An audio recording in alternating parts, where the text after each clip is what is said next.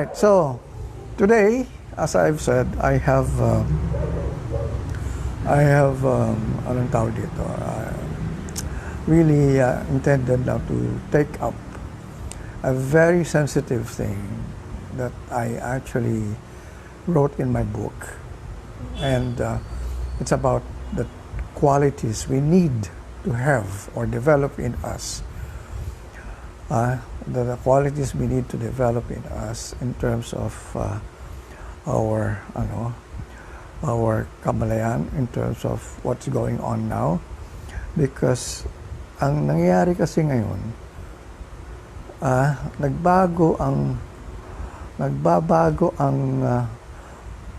panahon, nagbago ang mundo, tumigil ang lahat, which I also wrote in my book. Basically, I don't know if there is another Filipino who had really, hindi ko naman sinasabi na predict ko, but I was really telling people that everything will come to a standstill.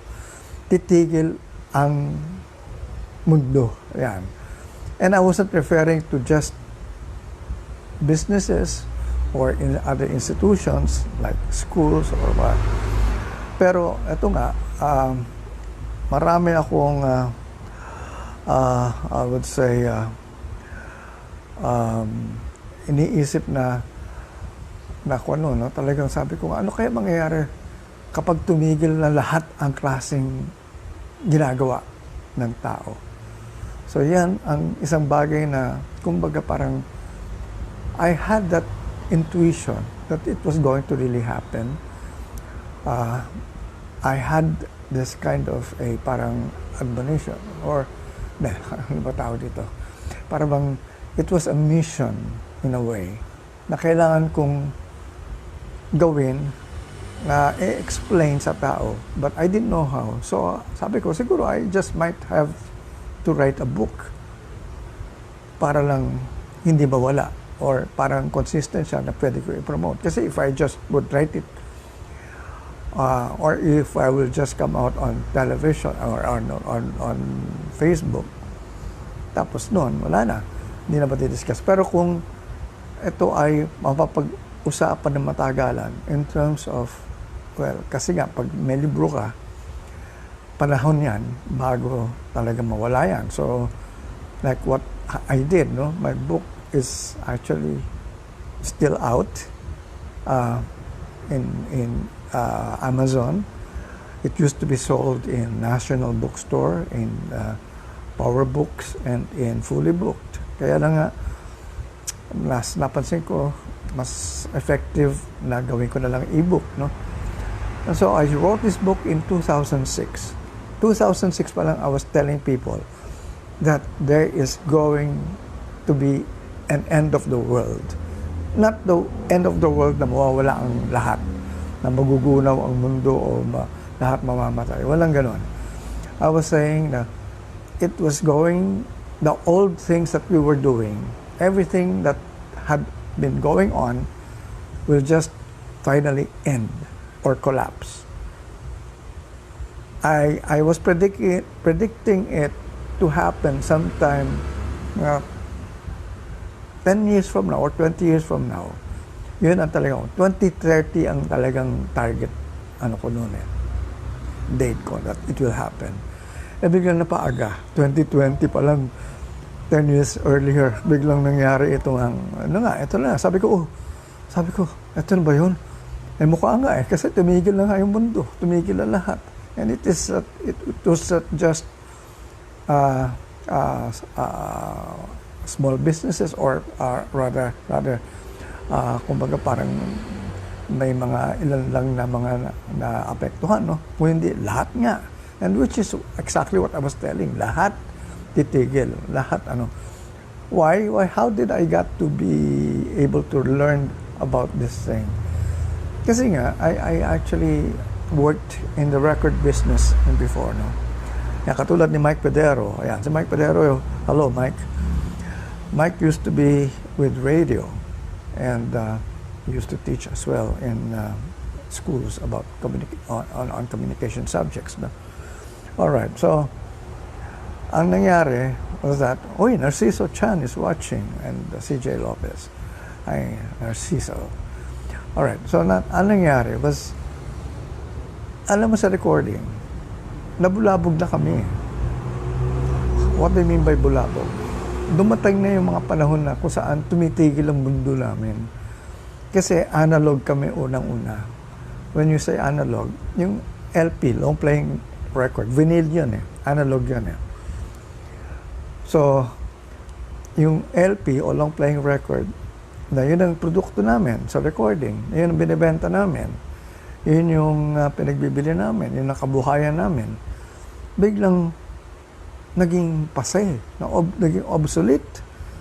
So yung mga gumagawa ng plaka, gumagawa ng mga vinyl, nawalan na ng trabaho. Kami naman sa recording, we were introduced to something new, which is cassette na nga, analog pa rin yun. So okay pa rin. So, kaya lang, ang quality ng cassette during that time, hindi masyado maganda. Mas maganda pa rin yung vinyl. But we had to make do with cassettes. But then again, cassettes were not as, I would say, as clear as the vinyl. And then eventually, nagbago na naman. Nawala na yung cassette. And the CDs came about. Naging digital na. Compact discs. So, ayan na, ang nangyari sa amin. Nawala na naman trabaho yung mga gumagawa ng cassette. As a matter of fact, I used to work for a record label before, a record company that actually produces cassettes. Nakita ko pa yung cassette, factory, kung saan inilulup yung mga tapes. And then eventually, nawala na rin. So, tumitigil ang mundo. And that was how I was exposed to this kind of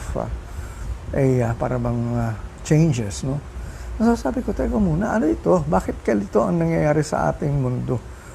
Nagtatrabaho kami ng matino, bigla na lang kami nawawalan ng produkto o nawawalan kami ng trabaho dahil tumitigil yung mga yung mga pamamaraan na kung saan namin binibenta yung kanta. Kasi remember, we were selling songs. We were selling it through vinyl, through cassettes, and then through CDs. And then, eventually, nawala na rin yung CD. So, sabi ko, ano na ito? Ano yung klaseng na ito nangyayari? Nawawala yung mga trabaho namin. Nawawala yung pinagkakakitaan namin. So, hindi ko na nakita yung aking para bang interest to continue with the recording, no? Sabi ko, parang wala na yata future dito, no? Kasi, remember, ang nangyari, nagsara yung mga tindahan, mga record bars. So sabi na, ano future namin dito? So nagbabago. Ay, June Regalado, eto si June, alam niya yan, dahil kasama namin ito sa industriya as a musician, si June, drummer siya. He saw the evolution of music from analog to digital. So, eto, kinikwento ko ito dahil nga, I am explaining how I got to really learn about looking at life through what was going on in terms of changes. Kasi nga, itong change na ito, hindi na ako nabulabog itong pagtigil ngayon. Kasi na-predict ko na ito na antabayanan ko na na as a matter of fact, I had been telling people, uy, maghanda kayo kasi walang permanente kayo. Kahit sabihin yung ang ganda-ganda ng buhay nyo ngayon, laki ng kinikita nyo, para napaka-stable ng ginagawa nyong trabaho, everything will just end as what happened to us in the recording. Kasi nga, parang ang talagang nakikita na namin dito was, there was nothing permanent except change. And so, doon ko na nakapag-isip ako na pag-aralan, ano ba itong change na ito? And what is happening? Why is this occurring always now? Ang bilis na. Maybe, sabi nga nila, it was a technology that brought about those changes. Yes, maybe partly true. The internet really changed everything. Ang daming mga trabaho, ang daming mga companies, mga business establishments na nag-pack up dahil nga na-overtaken na sila ng ng, ng internet. So this is something that had been going on for years already. Ito yung pinag-aralan ko ngayon. Sabi ko, kung ganito na takbo ng buhay ngayon, ano lang gagawin natin? Dahil para bang wala ng future. Ha? Ito yung mga pinagagawa natin, biglang eventually magsasara, malulugi, and then may bago na naman. So, pabago-bago nga. Which is okay naman kung merong pagbabago. Kaso nga ngayon, katulad ngayon, ito, practically. So, wala tayong tinatakbuhan ngayon na pwede sabihin na, dito ka na. Although, yun na nga, nangyari, marami nakakita ng opportunity sa online. Yeah, okay. But before online, before technology, I studied something else. Kasi sabi ko, ano kailangan kong pag-aaralan dito? Doon ko na-realize na tayo pala nag-create nito. Ang tao naman pala ang may control ng mga nangyayari sa kanya, sa buhay, sa mundo. Sabi ko, kung ang tao ang may control, bakit parang helpless tayo dito ngayon?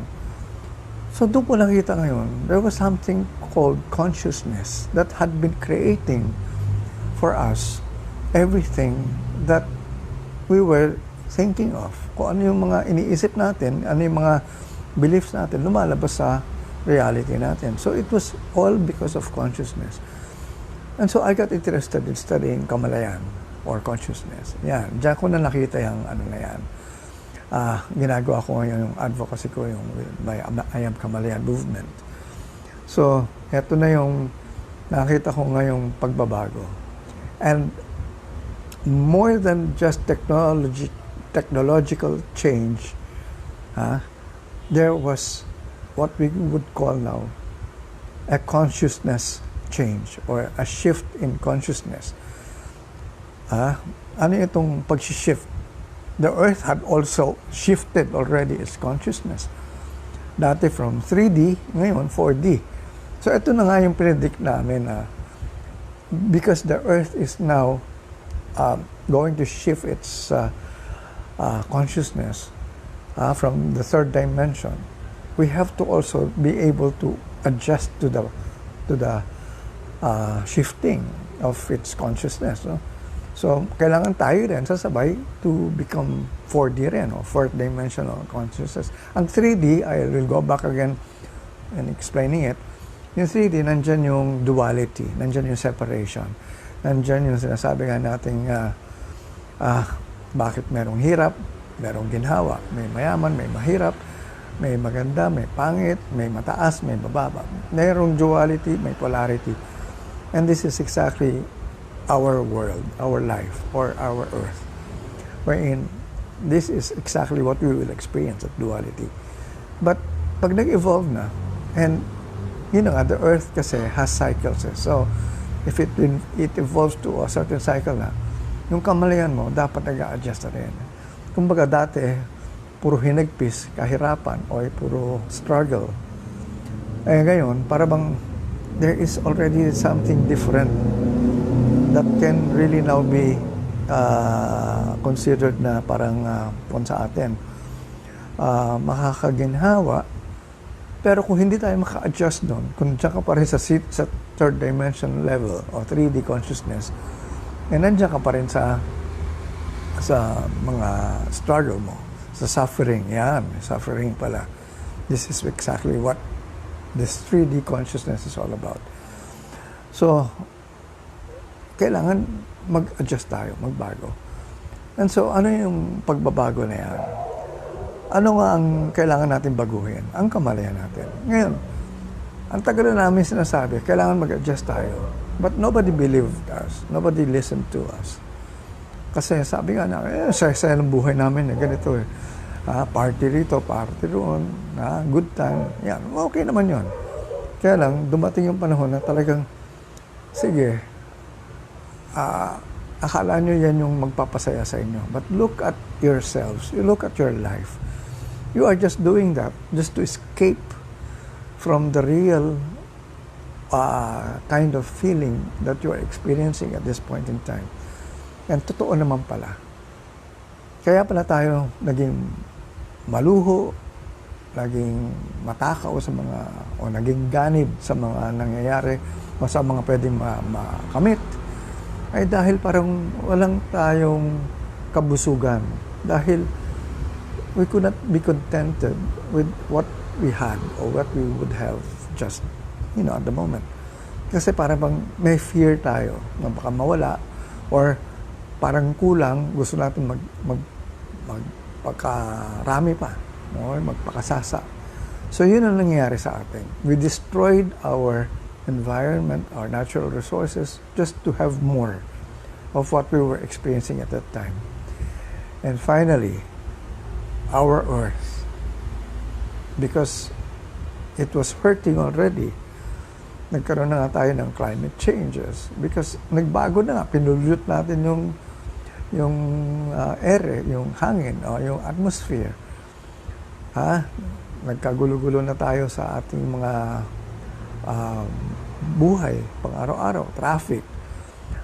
Yung mga para ba tayong nagmamadali palagi. And so parang naghahabol sa mga bagay-bagay. Naghahabol para sa pagbayad sa mga bills natin. And so parang hindi tayo masaya. And so finally, ito yung sinasabi nga namin. Kasi nga, we were creating a generation of people who were unhappy. And if that kind of feeling would actually be more pervasive and lalaganap yan, ang mangyayari dyan, itong negative collective consciousness, kasi negative na, will dictate or create the kind of life that we will have. And so finally, dahil nga sobra na nga lahat, tumigil. Ayan. Ito na yun. Tumigil ang mundo natin. Hindi ang Diyos ang nagpatigil niyan. Tayo rin. Kaya tayo rin ang pwedeng gumawa ng paraan. And this is exactly what I wrote in my book. Remember, 14 years ago, I wrote already these things that actually will happen, or what we will need now. And nobody really appreciated my book dahil sabi nyo, ano yan? Parang, ano mo lang yan, imagination mo lang, o kuro-kuro mo lang yan. But now, unless you read my book now or listen to what I am going to say here in my class in Facebook Live, dito sa Kamalayan Online Learning Center natin, hindi kayo makakasabay sa pagbabago. Hindi kayo makakaahon sa kinalalagyan nyo ngayon. Kasi nga, ito na ngayon shut down tayo. But there is a new world that is out there. But we have to create it. It is not something that will just happen to us. We cannot go back to the old world anymore. Wala na tayong walang new normal. Wala na yung old normal. Wala na lahat yan. We are now creating a new world. But this is something that we have now to be able to do it properly. Pag hindi niyo kami nasabayan dito, sayang yung opportunity. We will just prolong this agony that we are now experiencing in terms of itong hirap na ngayon. Kasi walang trabaho mga tao. Ang tanong nga dyan kailangan ba ng trabaho? Kasi nga, if technology already would take over, granted, technology takes over, ito na yung mangyayari sa atin. Wala tayong trabaho. Technology, through AI, artificial intelligence, mga robots, would take over our jobs. As a matter of fact, ngayon nga, marami na yung mga trabaho sa dating ginagawa, ginagawa na lang ng computers. Na-replace na tayo ng karamihan. Now, the thing here is, ano ang kailangan natin gawin? Well, this is exactly why we have this shutdown. This is what we were trying to explain noon pa. We have to know who we are. All right. We have to know what will make us happy. Tapos na yung mga dating ginagawa natin na we were just in a rat race noon. na kung saan nakala natin ito yung magpapasaya sa atin. Pero nung nakamit na natin yung mga bagay na yun, hindi pala yun. So, hanap na naman tayo ng ibang bagay na magpapasaya sa atin. So, wala tayong katapusan na naghahanap ng magpapasaya sa atin. Pero hindi naman tayo naging masaya. Bagkus, ito na, nagkagulo-gulo na yung buhay natin. So, ito na yung kailangan natin mapag-usapan ngayon. Ano ang kailangan nating gawin? But before I continue, I'd like to say hi to Ramil Vela, Jackie Ko Choti, and Gerald Grana. All right, so as I've said, ito yung shutdown na nangyari sa atin ay isang bagay na either pwede nating paiksiin or kung wala tayong gagawin na maayos, tatagal ito. At pag tumagal, ay lahat tayo apektado. So, ang tanong dyan is, ano na ang call natin? Ano na ang gagawin natin ngayon na kailangan nating umpisahan? We have to develop now the 20 qualities needed to be able to transform our world. Remember, our world is not outside. It is actually inside us. Itong nakikita nating mundo ngayon na kinalalagyan natin, we started it from inside us. Iba-iba tayo ng mundo. Hindi pare-pareho ang mundo natin. Hindi mo pwede sabihin na kung ano yung buhay ng isang tao, pareho kayo. Kahit magkakapatid kayo, magkakaiba ang takbo ng buhay nyo. Yan yung kailangan maintindihan natin. Alright, so, eto na ngayon. I will read it. Sabi ko nga this is my book, Lessons I Never Learned in School. And I have written it here, the 20 qualities of a Kamalayan learner. Why Kamalayan learner? Because we have to change our consciousness. So, kailangan yung kamalayan natin na babaguhin natin. And number one of the 20 qualities is this. A Kamalayan learner has a new vision of a new world. A Kamalayan learner has a new vision of a new world. Meron na tayong kailangan makitang pagbabagong anyo ng ating gustong mangyaring mundo na maganda. Huwag niyong iisipin na pangit ang mundo. Actually, okay. I will just have to also now admit, no, mawiwirduhan na siguro kayo sa akin kapag sinabi ko na ito. Kaya lang, I cannot ignore this. I cannot not say it as well. Kasi nga, ano ang basehan ko sa sabihin nyo? Anong basehan mo? Bakit alam mo ito? Paano mo nakuha yung mga bagay na yan? Saan mo nakuha yan? Saan mo na pag-aralan yan? Well, I did a lot of research also through other writings of other people who had also experienced or were trying to explain what would happen also. Na nakita rin nila that there would be these kinds of changes.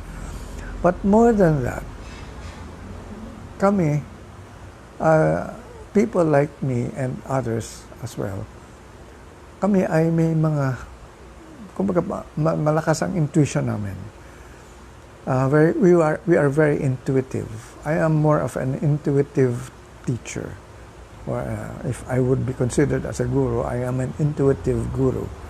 I actually just would play it by ear in terms of what I would get from my thoughts.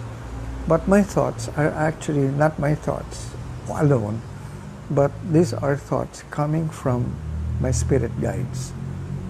Kumbaga, there's someone talking to me. I don't know if it is God or Jesus or Buddha, but I know they're there. Sabi nga nila, ang dami nagtatanong sa akin, don't you have names? Have they not identified themselves? Sabi ko, sa akin, in my case, hindi. So, I'm just trying to find out exactly who they are. But I had been getting teachings or updates from spirit guides like Abraham, Alcazar, Cryon, sino pa ba? Well, Ramtha. Lahat yan, I have studied them in a way. Seth, I've been following them, and somehow I had been getting the kinds of information that I would need for this predicament that we're experiencing now. No? And so, they're all saying the same things. Kaya nga sabi ko, so, totoo ito. Kasi nga, wala nagko-contradict sa kanila. Halos lahat ng sinasabi nila pare-pareho. And I'm just trying also to prove it to myself, no? Kung saan ay hindi ko naman tatanggapin kung alam ko hindi naman totoo mga bagay na yun. So, okay. I will now read what I wrote in my book. A Kamalayan Learner has a new vision of a new world. Mamaya na siguro, pagkatapos itong intermission natin. Special message from the barangay. Alam nyo, I am here in the house.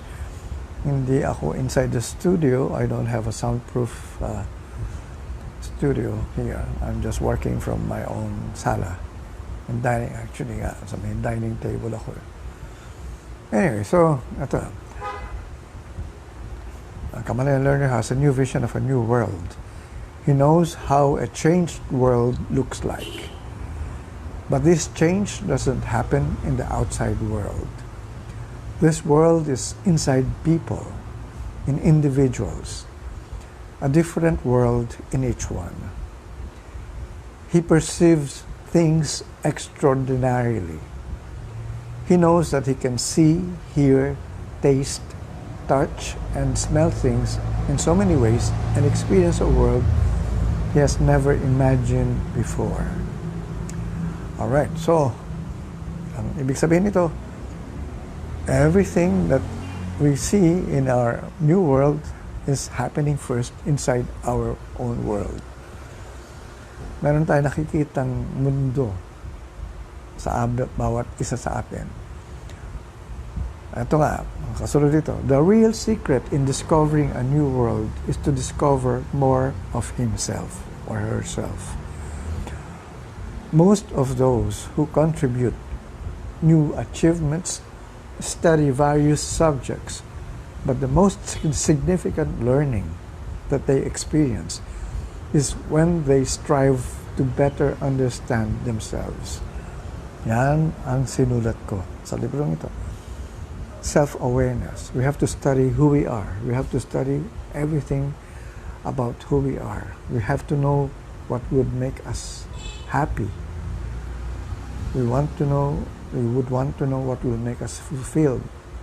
We'd like to know our strengths, ang mga weaknesses natin, mga gusto natin kainin, gusto natin ma-experience. Lahat yan kailangan malaman natin. Yan ang hindi tinuro sa atin sa eskwelahan. Yan ang hindi tinuro sa atin rin sa simbahan. They only just told us what to do. They never told us to seek it first inside us. To learn it from who we are. Tinanggal nila sa atin ang ano tawag ito, pagtingin sa ating kalooban. And we had to see it from outside. So that's why nagkagulo-gulo nga tayo.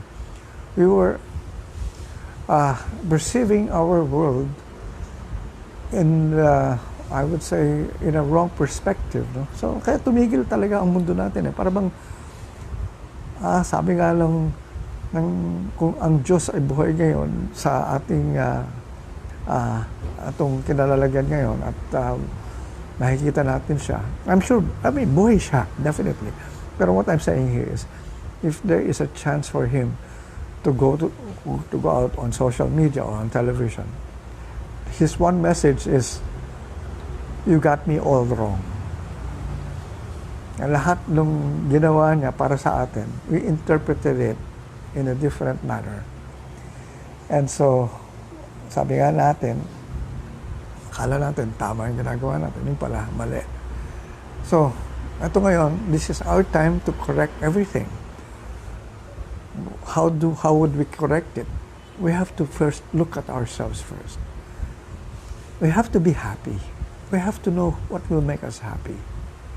Yan ang isang importanteng kailangan makita natin muna, because we want to create a happy world.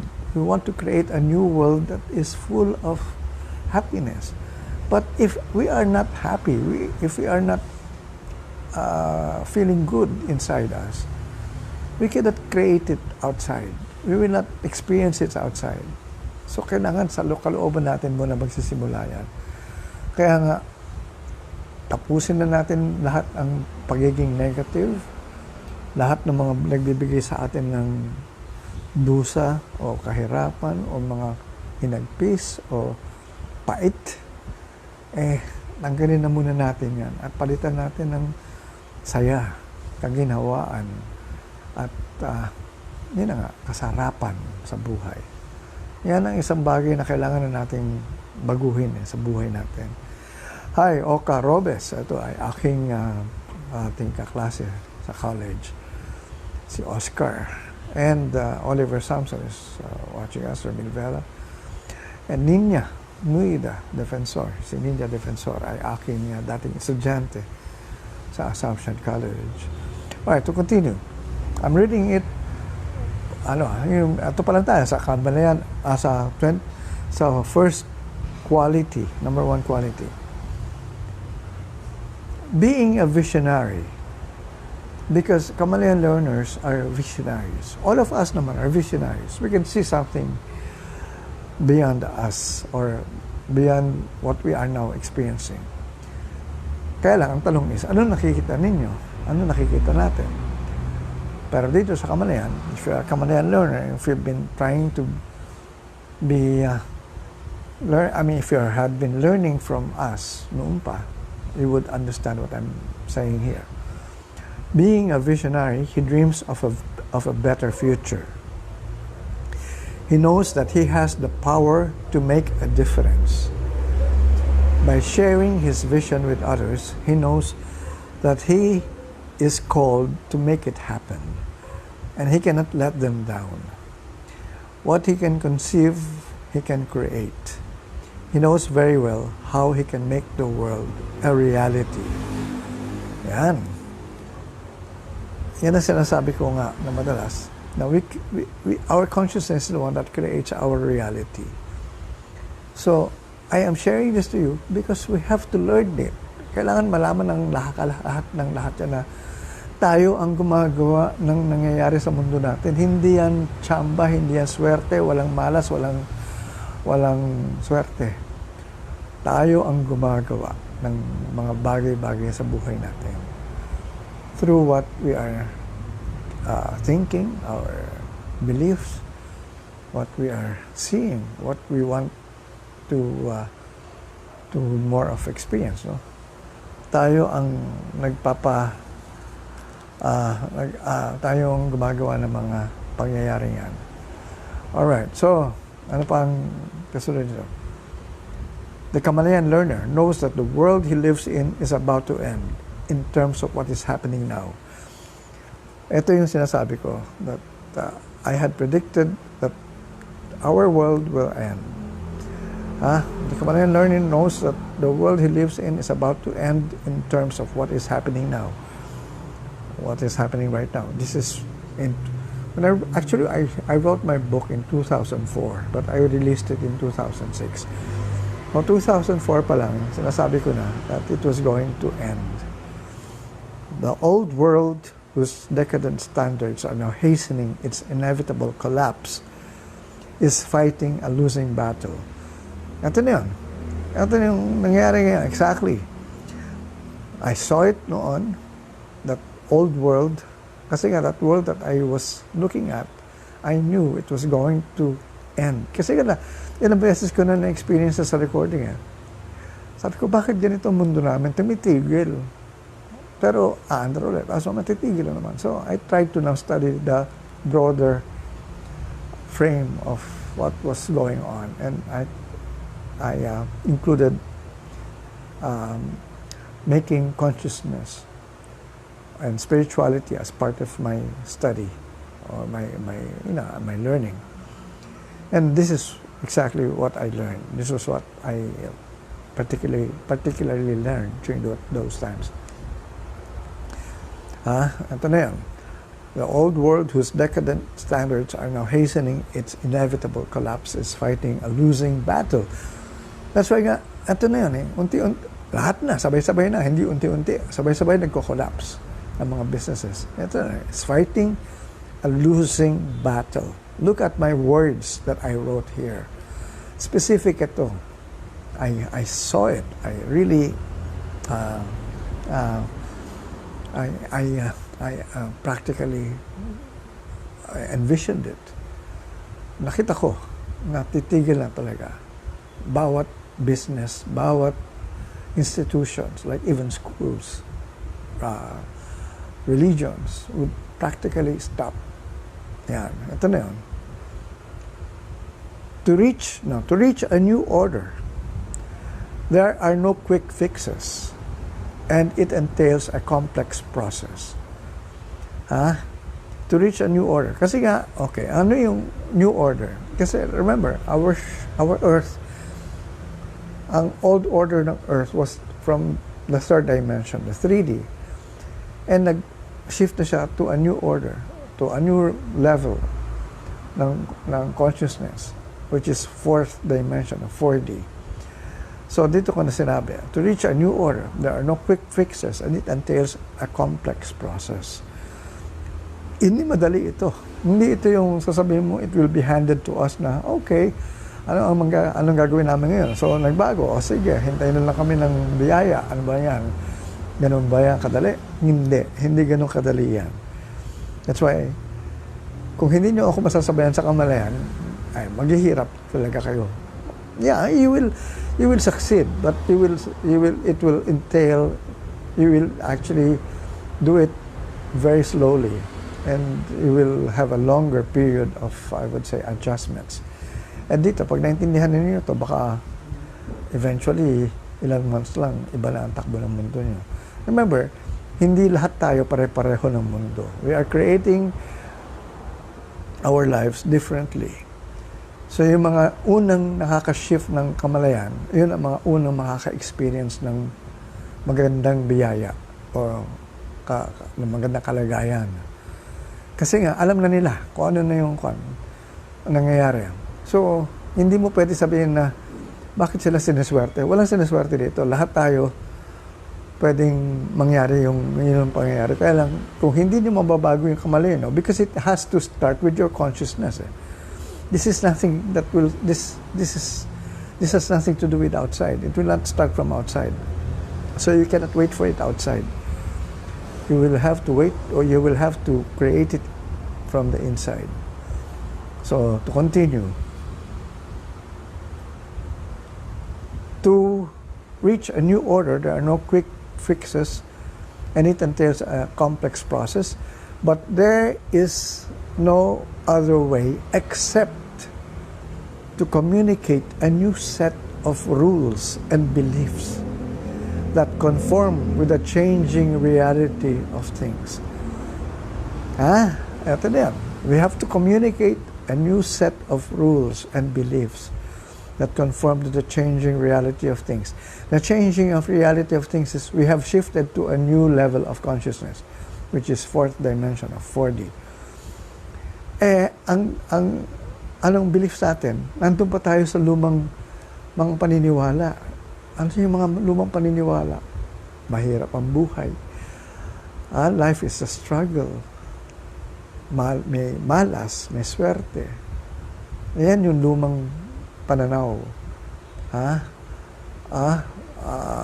I have to do hard work. Kailangan pag maghirap ako para guminhawa ang buhay ko. Yan yung lumang paniniwala. Ito nga nag-shift na nga ang pan. So, ito na yung bagong Kamalayan. we have to now communicate a new set of rules. Kaya nga ako palagi sa Kamalayan, I have always been telling people, listen to me, I am telling you something new, something different, which you will actually appreciate because you'll be able to use this to help yourself. But ayaw niya maniwala, sige kayo. Hindi naman ako nananakot. Kaya lang, sabi ko nga, this is not for everyone. Alam ko naman na may iba dyan, hindi talaga sasabay. Ayaw maniwala. Okay lang yun. Hindi naman kailangan maniwala lahat at the same time. Kaya lang, tatagal lang yung kinalalagyan nyo na hindi maganda. Kaya, kayo, wala akong problema sa inyo. Kayo ang may problema sa sarili nyo. Kaya ako naman, I am here to help. As a matter of fact, ito yung pinaka-role ko nga in this day and age. Sabi nga nila, are you a light worker or a star seed or yun nga, para bang a spirit guide? I never really considered myself as such until a lot of people had been telling me, you are one. You are someone who will actually be a healer. Sabi ko, ha? Para bang hindi ko yata alam yun. Pero sabi nila, they are seeing it in me. And so sabi ko, siguro nga, because I had been writing things about this, things that will happen and that is happening now. So, ito na yan. So, sabi nga, ito na yan, a new set of rules and beliefs. Yung tinuturo ko sa Kamalayan, those are new beliefs that I'm saying there that conform to the changing reality of things. People have to be informed as to what works and what does not work anymore. Ito na yung sinasabi ko sa iyo. Ito, exactly all the things I wrote in my book. People have to be now informed as to what works and what does not work anymore. Yung nakaraan, tapos na yun. Yung normal noon, wala na. Wala na tayong new normal din. Wala tayong ibabalik. Wala tayong babalikan. We are creating a new world. That's why ito nga, first quality of a Kamalayan learner is a Kamalayan learner has a new vision of a new world. Wala na yung dati. Balibago talaga ito lahat. Balibago, completely different. Mas maganda kaysa doon sa dati nating dinaanan o better. This is a better world. Nasabi, paano naging better ito? Tumigil nga yung mundo. Hirap nga ngayon. Walang trabaho karamihan. Yeah, this is the process of, well, kumbaga, sabi nga kung pinupurga natin ang Panginoon, eto na yun. But then again, pwede natin i-hasten o pwede natin pabilisin ang pagbabagong ito.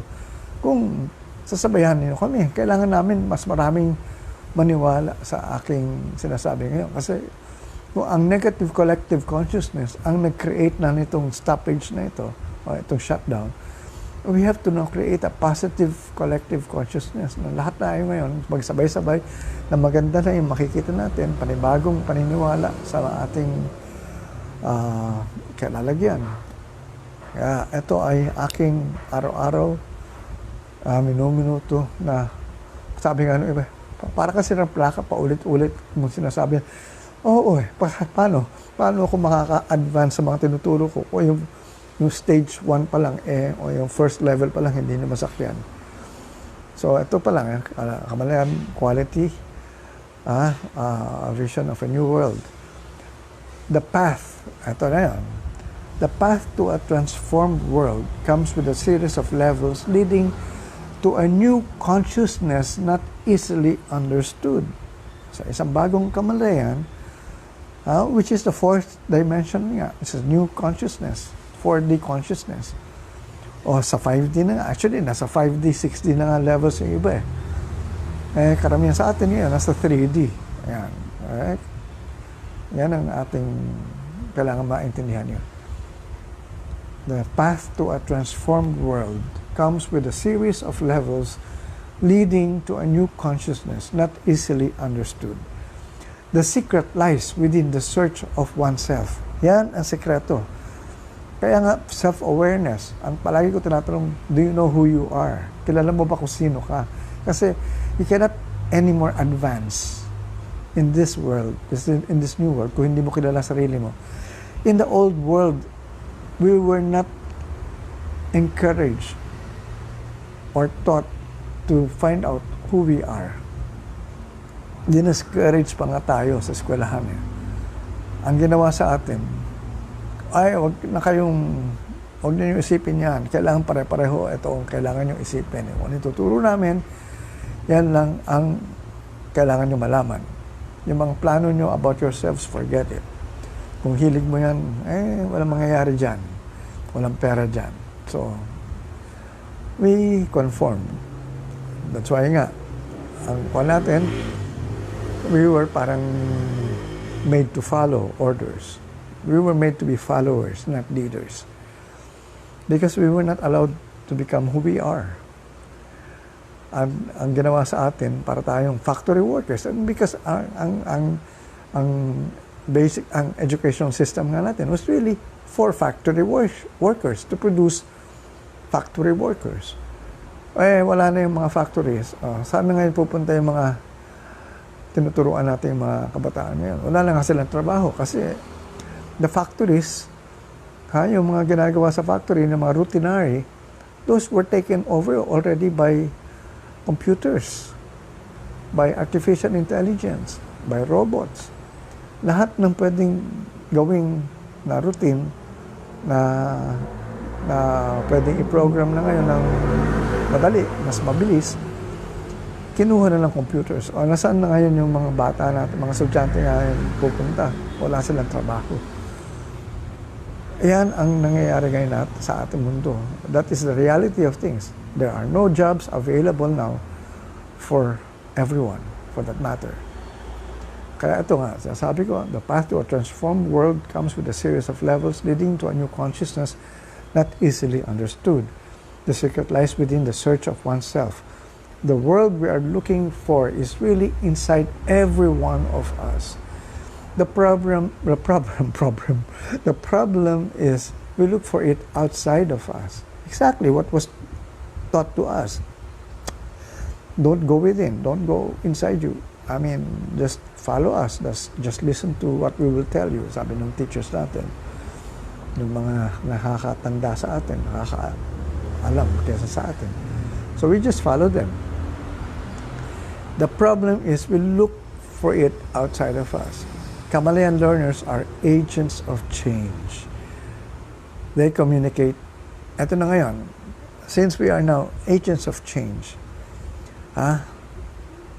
we are always creating change, or we have to be able to adapt to changes as well. And what is it that we are now trying to come up with in terms of the new things that we have to now see? What we now have to learn, or what we now have to create. Ito na yun. They, the Kamalayan learners, tayo yun, they communicate expansion, growth, harmony, joy, love, beauty, and oneness. This is their vision of a new world. Yan, ang vision of a new world. Again, a Kamalayan learner, quality number 1, Kamalayan Learning has a new vision of a new world. Ano yung new world?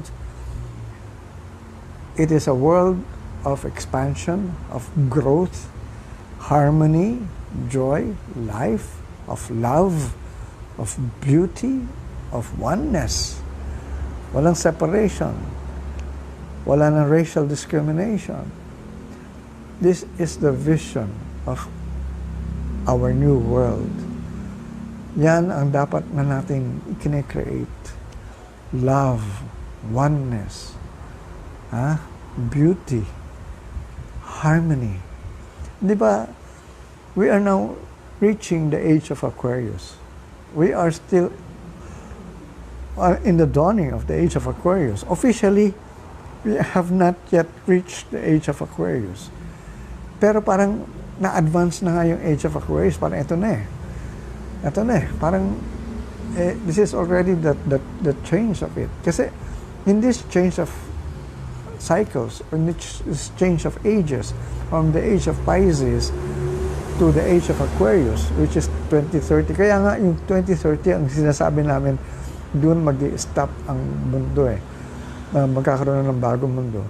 Pero yun na nga, yun pala, may prelude sa pagbabagong yun. Ito na yung prelude. 10 years from the actual age of Aquarius, we have now to create, well, siguro, unti-unti, this new world of expansion, of growth.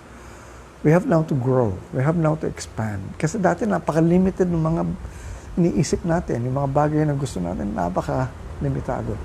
And now, this is something that we have now to consider. So yan ang ating first quality. So doon pala tayo sa first quality, haba na. Hi, Jodeline Gersera Homok. Kumusta na kayo? Kumusta ka na? Louis Tejada. Okay, so to continue.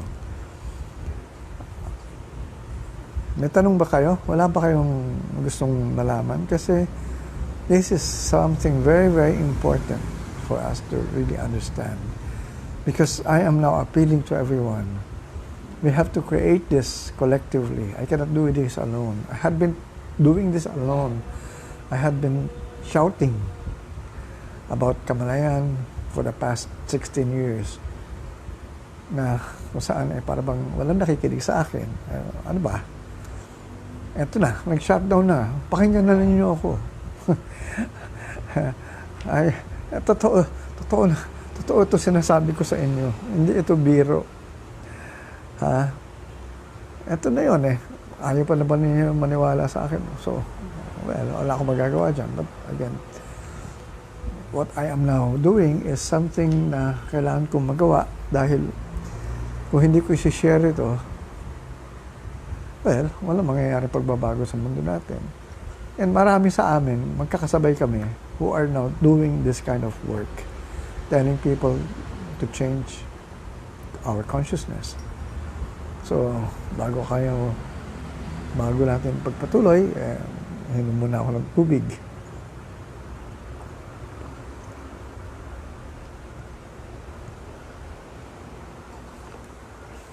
Okay.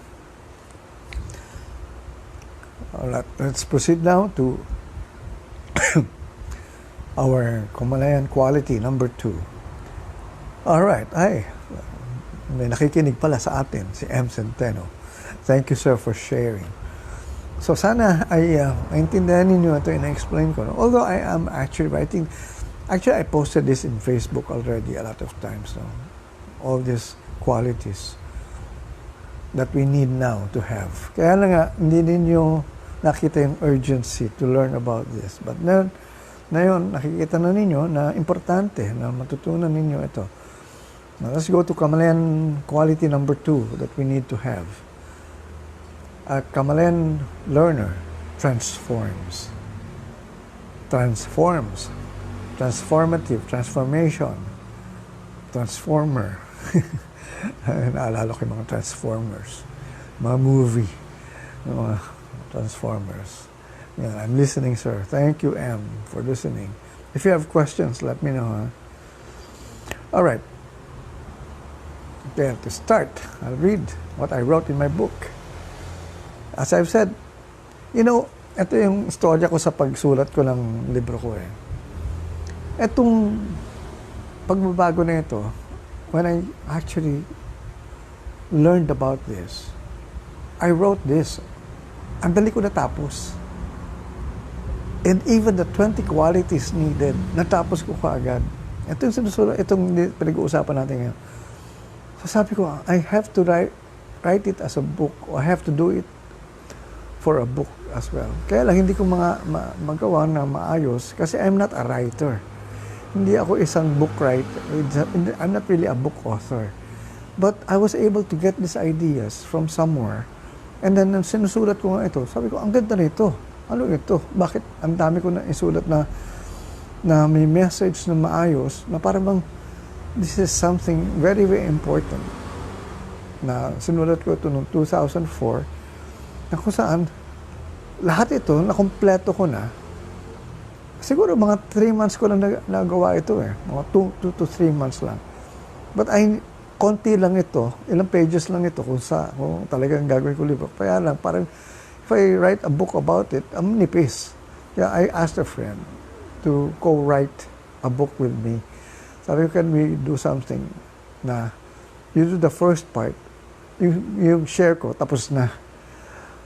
But I will collaborate with you in some other areas dun sa gagawin mo. Pero I explained to her exactly what my book was all about. So we came up with the first book called Transformative Communication, which is now in all libraries of all universities, top universities all over the Philippines. You can find my book there. It's called Transformative Communication. Kaya na nga, nung namatay yung publisher ko, I got the book, the rights, and then I did a revised edition. I took the parts of yung original manuscript ko, nung 20 qualities of a Kamalayan learner. Yan na, ginawa ko lessons I never learned in school. That's the history of my book. All right, I'd like to say hi to some people here. Gerardo Clemente, or Jerry Clemente, and Bonjing Nicolas. All right. So, to continue, Kamalayan Learner transforms. And what does it mean to transform? To reform is to effect change by criticizing, mending, and correcting, hoping that something better will happen. Kumbaga, yan yung ginagamit sa eskwelahan eh. We were reformed. Para tayong we were in a reformatory school. Diba? We were not being transformed eh. We were being reformed eh. Kaya kita nyo we were being criticized. We are mending. We have to mend our ways. And we had to correct, hoping that something better will happen. Kaya nga tayo, parang may punishment sa schools noon. And it is a slow process wherein the outcome seems remote because it is done in a negative manner, usually as a result of a negative action or punishment. Ayan, sinunod ko. Development is a slow growth, while transformation involves radical change. That's why, Kamalayan, we are more into transformation than development or reformation, or to reform. But all those others naman are also okay. Kaya lang nga, mas maganda yung transformation. Kaya nga, mas apt to use that a Kamalayan learner transforms. Kasi, okay, to continue, no? What does it take to transform? A Kamalayan learner explores new ideas, examines other possibilities, and questions belief systems. Yan ang hindi pwede sa eskwelahan. We were not allowed to explore new ideas, examine other possibilities, and question belief systems. Ang ginawa sa atin sa eskwelahan, ito ang kailangan mo pag-aralan, ito ang librong basahin mo, yan lang. Don't ask questions. We will not allow you to question whatever there is. So just follow. So wala tayong critical thinking. So ito yan. But sa atin, ang Kamalayan learner transforms. Ang Kamalayan learner explores new ideas, examines other possibilities, and questions belief systems. He alters his line of thinking with new concepts, and he experiments with the unknown. He experiments with the unknown. Sa atin, puro known. What is there to learn? Kung ano na yung nandiyan dyan na tinuturo 100 years ago or 50 years ago, yung pa rin na tinuturo sa atin, what was known. Ang Kamalayan learner, tulad namin, we were more dwelling, or we were now focusing on what was not being taught na alam na natin o alam na andyan na yan eh. But we were more experimenting on new things. We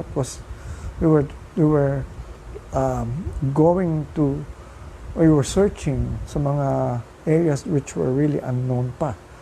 So yun yung mga bagay na aming binibigyan ng halaga ng panahon. So okay, to continue. He analyzes what has to change and the reason why it has to change. We were really into changing whatever there was to change. Sa eskwelahan, parang walang babaguhin eh. Ito yan eh. Kailangan lang, ito lang pag-aralan nyo. You cannot change anything here. You have to memorize this. Yun ang ginawa sa atin.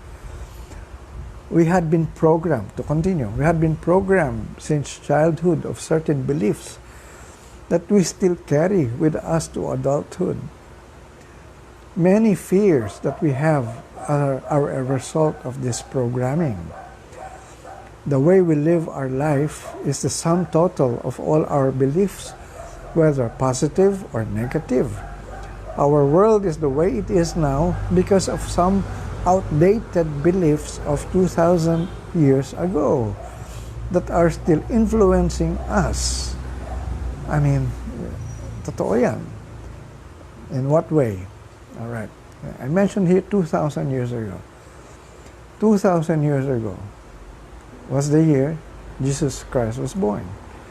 And the year our setting ng Bible natin was based from. And all the beliefs that were written there, that were written in whatever, kung Bible yan, nandyan lahat yan. And so, yan ang sinusunod natin. Kaya lang, wala tayong binago. Hindi natin ina-update. Kasi di ba nagbabago naman ang panahon eh.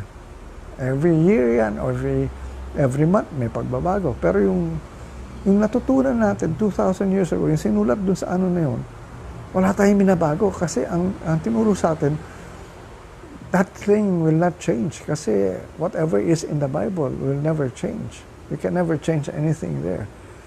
So marami tayong paniniwala na based from that, na hindi natin binabago. Well, okay, sige, tanggapin natin. Ano nangyari? Ang kagulo-gulo buhay natin. Sige. Many doctrines present in most of our popular religions written to suit the early primitive times are still being used to control our lives at present. Ulitin ko. Many doctrines present in most of our popular religions written to suit the early primitive times are still being used to control our lives at present. It would take real transformation to effect changes in our modern world. Para tayong napako na sa nakaraan. Kung ano na yung paniniwala noon, yung pa rin na paniniwala ngayon. Nagbago na nga ang mundo, nagbago ng technology, nagbago ng ang mga maraming bagay. Pato pa rin tayo. Okay, sige, kung yun ang gusto nyo, wala tayong problema. Kaya lang, eto na eh. Ito na yung kinahinatnan ng yung paniniwalang yan. Tumigil ang mundo natin ngayon. Yun eh. Bakit tumigil? Kasi nga, kailangan na baguhin. We have to now take a look inside us now.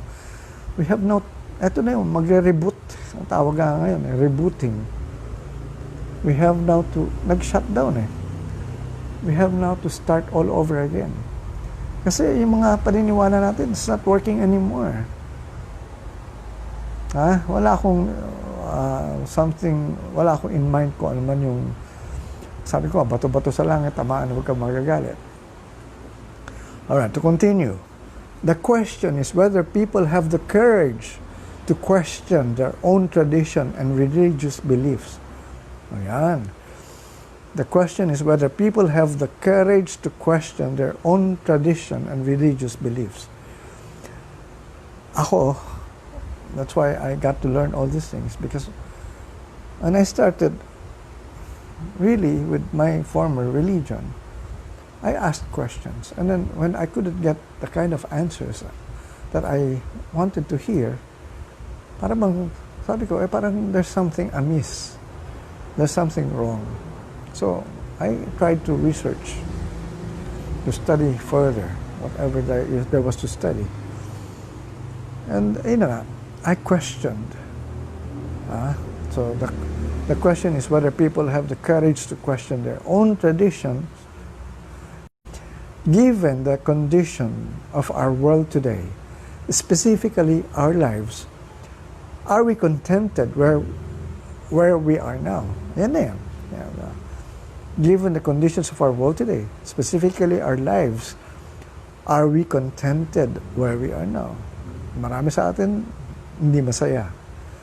Marami sa atin nagkakagulo-gulo sa ating buhay dahil nga hindi alam kung ano yung gusto natin. Hindi alam kung ano yung magpapaligaya sa atin. Maraming namamatay na sa atin after working for a long time, nag-retire, who never really experienced the kind of life they wanted to experience because they just followed what was told them to do, what was told to them. Yan ang nangyari sa karamihan sa atin na kung saan ay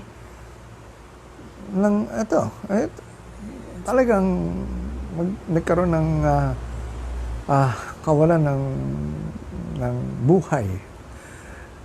Naghanap buhay, ang nakita, hanap patay.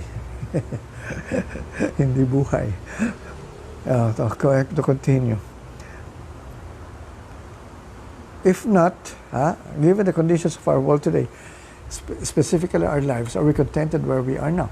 If not, then we really have to start searching for new answers to our old problems. Ito na yun. So this is exactly what I wrote.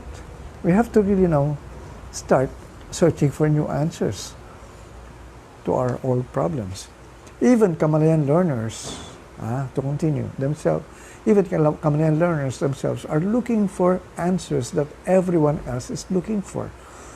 Now is the chance to unite and work together to establish the new order by cooperating in a manner in which we start opening up our minds in accepting new insights about life in general and learning about ourselves in particular. There is a new world to be explored and discovered, but only those who will take the risk and let go of their past negative beliefs will get there. All right. Malinaw kung sinulat yan. Even Kamalayan learners themselves are looking for answers that everyone else is looking for. Now is the chance to unite and work together to establish the new order by cooperating in a manner in which we start opening up our minds in accepting new insights about life in general and learning about ourselves in particular. There is a new world to be explored and discovered, but only those who will take the risk and let go of their past negative beliefs will get there. I am taking a risk. I have let go of my negative past.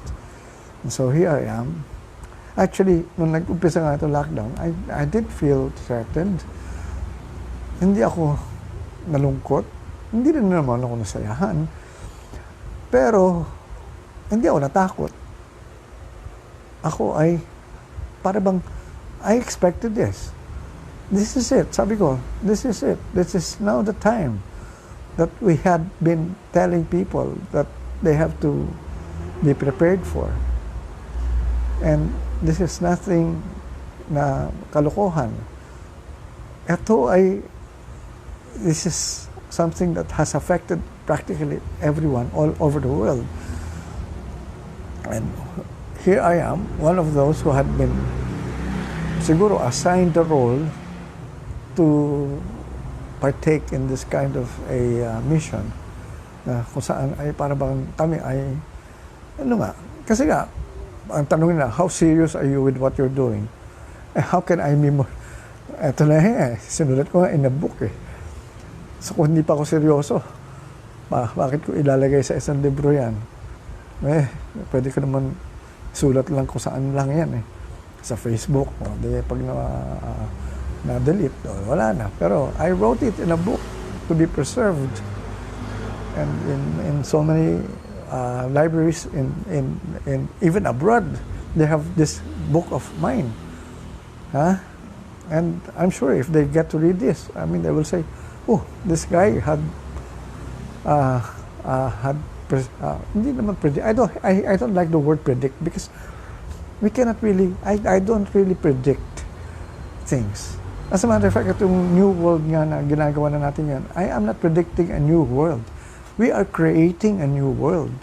Nasa sa atin yan kung anong new world na ilalagay natin dyan. No? We are more of creators than ako. I cannot say I am a manghuhula or I can prophesy. I cannot do that.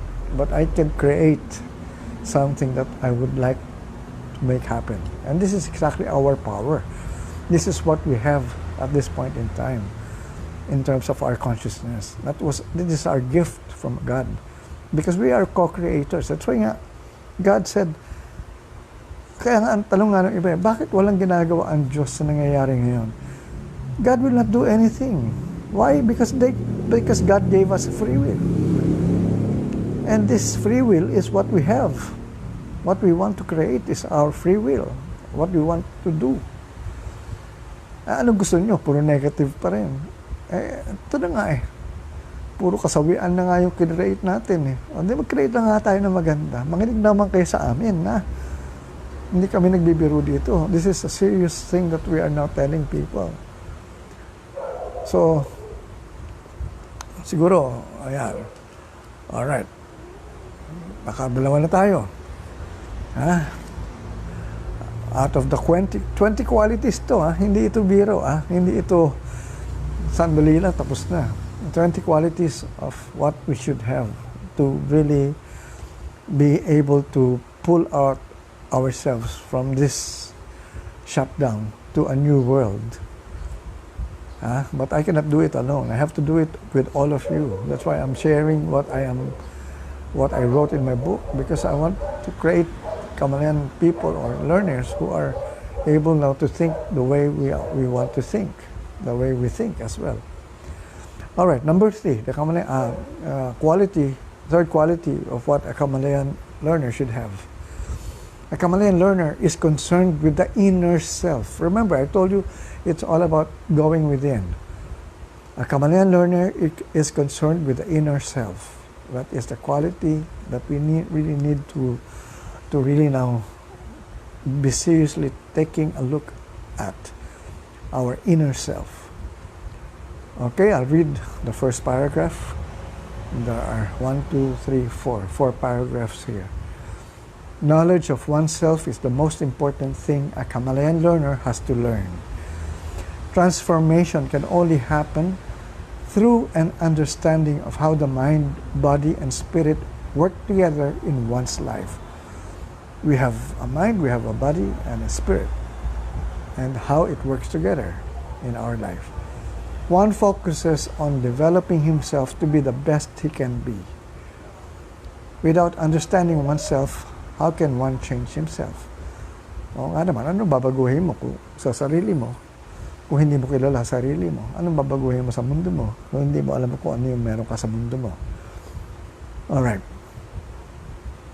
The inner self controls everything outside. It is not from outside to inside. It is, hi, Richard Sangüesa, kamusta ka na? Alright. Knowledge of oneself is the most important thing a Kamalayan learning. Ito na. The inner self, self-controls everything outside. Man attracts everything according to his consciousness. Alright. Man creates everything according to his consciousness and attracts everything according to his consciousness. The consciousness of a person is the inner self which man has to develop. Lahat nung nasa kamalayan natin, nasa kalooban natin. The power that moves the world is within. This is a secret. That power is within us. The power that moves the world is within. Our world is created through our imagination, feeling, and thoughts. Our feelings and thoughts. Imagination, feelings, and thoughts. All right. I will stop from time to time, because I have to explain this. Our imagination, feelings, and thoughts. How do we create our world through our imagination, feelings, and thoughts? everything is energy. All right? That is a given. Everything is energy. So ang imagination natin, ang feelings natin, ang nararamdaman natin, ang mga iniisip natin are energy. There are vibrations. These are vibrating in us every time. Kung ikaw ay nakakaramdam ng galit, yan ang nagva-vibrate sa iyo. Yan ang energy mo. Yan yung lumalabas sa mundo mo, sa labas ng sa labas mo. You are putting it outside. From inside yan, that goes out. Anger. But if you are creating love, or that energy of love, yun ba naman yung na-transmit mo. Remember, we are energy. That's why we are vibrating. We are really vibration talaga yan, lahat. And may frequency. We're talking of frequencies here. Kung saan, anong level ng frequency mo, ano yun yan. Kaya, yung frequency na yan, kailangan attune ka doon. Kung ang mababa ang frequency mo, most of what you are vibrating would come from that low frequency of your consciousness. Ayun ang masakit. So, puro sama ng loob, puro anger, galit, jealousy, inggit, ayan ang mga umiiral sa buhay mo. That's coming from a low frequency. Kaya nga, we're talking of frequencies here and okay, to continue. Nasaan tayo? The inner world, kasi nga, man attracts and creates everything according to his consciousness. The consciousness of a person is the inner self which man has to develop. The power that moves the world is within. Our world is created for our imagination, feelings, and thoughts. Where are our thoughts focused most of the time? If we dwell always on negative thinking, we will move toward the direction of that negative thoughts, and will manifest in the outside world negative manifestations. What influences our thoughts? Basically, our habits. What brought about our habits? Our programming. What brought about our programming? Our beliefs. So, marami tayong meron sa kalooban natin, sa kamalayan natin, yung mga habits natin, mga ano tawag ito?